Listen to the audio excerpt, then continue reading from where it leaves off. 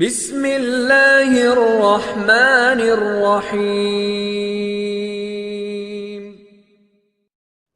اعوذ باللہ من الشیطان الرجیم بسم اللہ الرحمن الرحیم اللہم صل علی محمد وآل محمد۔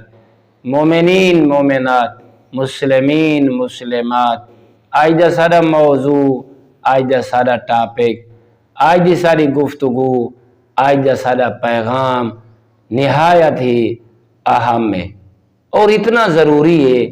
این پیغام دے ہوتے ہر مومن، ہر مومنہ، ہر مسلمان دی جنت منحصر ہے۔ خدا را اپنے آپ کو قرآن دی طرف لے کے آمن دی کوشش کرو۔ مومنین مومنات، مسلمین مسلمات، پیغمبر اکرم صلی اللہ علیہ وآلہ وسلم ارشاد فرمینن اپنے اصحاب دے سامنے مولا امیر علیہ السلام دی عظمت دا قصیدہ پڑھ دن۔ کیا فرمائنے؟ یا علی، غور کرنا مومنین مومنات، فرمائنے یا علی مثلو کا فی امتی کا مثل سفینت نوح۔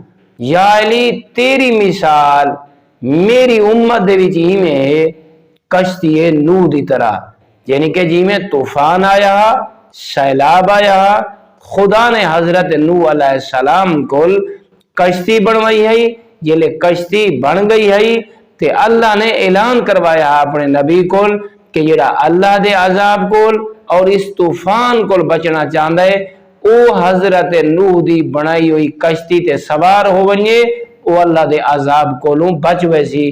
جڑے لوگ سوار تھی گئے ہیں او بچ گئے ہیں، جڑے سوار نین ہو سنگے تو او غرق ہو گئے ہیں۔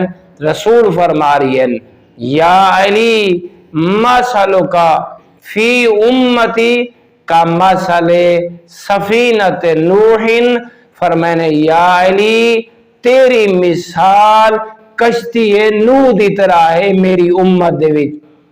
وطنال مولا نے ارشاد فرمائے من رکبہا نجا، جیڑا سوار ہو گیا او نجات پا گیا۔ یہ سوار تو کیا مراد ہے؟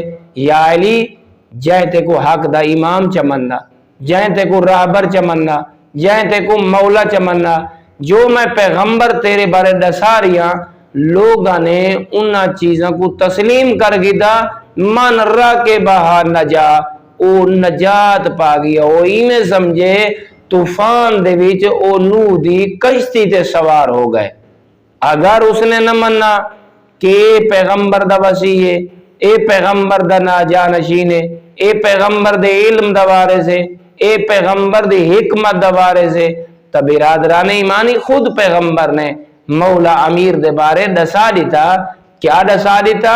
فرمایا ومن تخلف عنہا غارقا، جی میں نوح دی کشتی تے لوگ سوار نہ ہوئے تے غرق ہو گئے ہیں۔ جیڑا علی دی محبت نہ رکھ سی، علی مولا کو اپنا مولا نہ سمجھ سی، اپنا آقا تے راہبر نہ سمجھ سی، او امام تے حجت خدا نہ سمجھ سی، او غرق ہو ویسی، او برباد ہو ویسی، اون دا نام اعمال فرمانے سیاہ ہو ویسی۔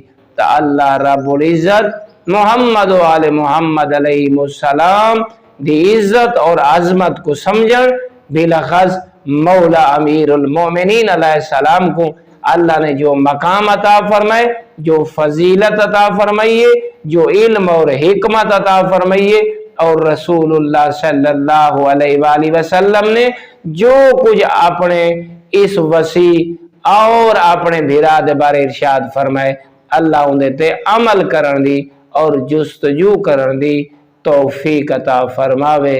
والحمدللہ رب العالمین۔